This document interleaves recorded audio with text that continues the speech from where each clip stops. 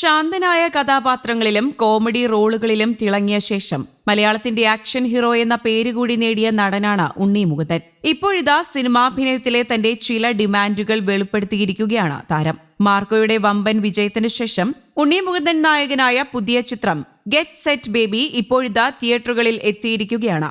ഒരു തരത്തിലുമുള്ള vulgar ഡയലോഗുകളോ sexual തമാശകളോ ഇല്ലാത്ത ക്ലീൻ ചിത്രമാണ് ഗെറ്റ് സെറ്റ് ബേബി എന്ന കഴിഞ്ഞ ദിവസം ഒരു അഭിമുഖത്തിൽ ഉണ്ണി മുകുന്ദൻ പറഞ്ഞിരുന്നു.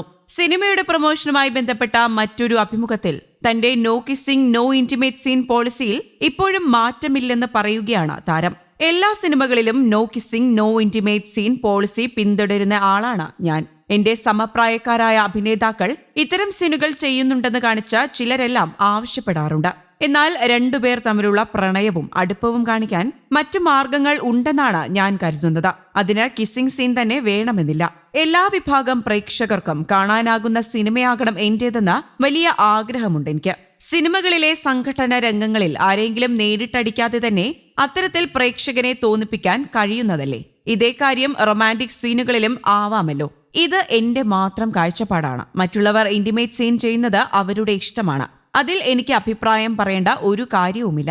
എന്റെ സിനിമ കുടുംബ പ്രേക്ഷകരും കാണണമെന്നാണ് എന്റെ ആഗ്രഹമെന്നും ഉണ്ണി മുകുന്ദൻ പറയുന്നു. 2018 സ്വന്തം പ്രൊഡക്ഷൻ കമ്പനി ആരംഭിച്ചത് 2014 ശേഷം തന്നെ ചെറിയ റോളുകളിലേക്ക് ഒതുക്കാൻ ശ്രമിച്ചതും സ്ഥിരമായി വില്ലൻ റോളുകൾ മാത്രമായപ്പോഴുമാണ് ഉണ്ണി മുകുന്ദൻ എന്ന് പറയുന്നുണ്ട്. കൂടുതലും കുടുംബ പ്രേക്ഷകരെ ഉദ്ദേശിച്ചുള്ള സിനിമകൾ ചെയ്യാനാണ് തന്റെ ആഗ്രഹം. തന്റേതായ വികാരങ്ങളും മൂല്യങ്ങളും പ്രതിഫലിക്കുന്ന ചിത്രങ്ങൾ നിർമ്മിക്കാനാണ് ആഗ്രഹിക്കുന്നതെന്നും ഉണ്ണി മുകുന്ദൻ വ്യക്തമാക്കി. മാർക്കോയ്ക്ക് ശേഷമെത്തുന്ന ഗെറ്റ് സെറ്റ് ബേബിയിൽ കുടുംബ നായകനായാണ് ഉണ്ണി മുകുന്ദൻ പ്രേക്ഷകർക്ക് മുന്നിലെത്തുന്നത്. അതേസമയം ഉണ്ണി മുകുന്ദൻ നായകനായി വന്ന ചിത്രം തന്നെയാണ് Marco.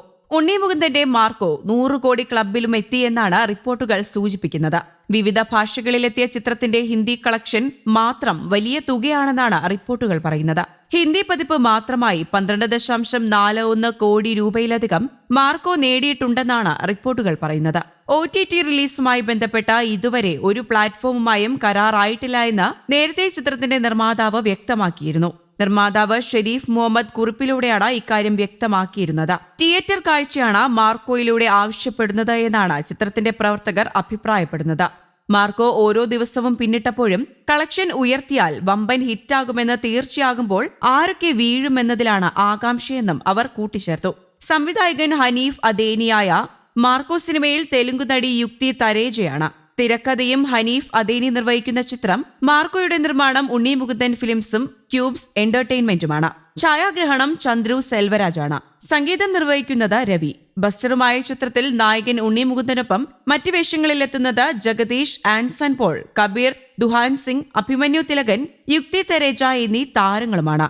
News desk, Kerala Kaumudi.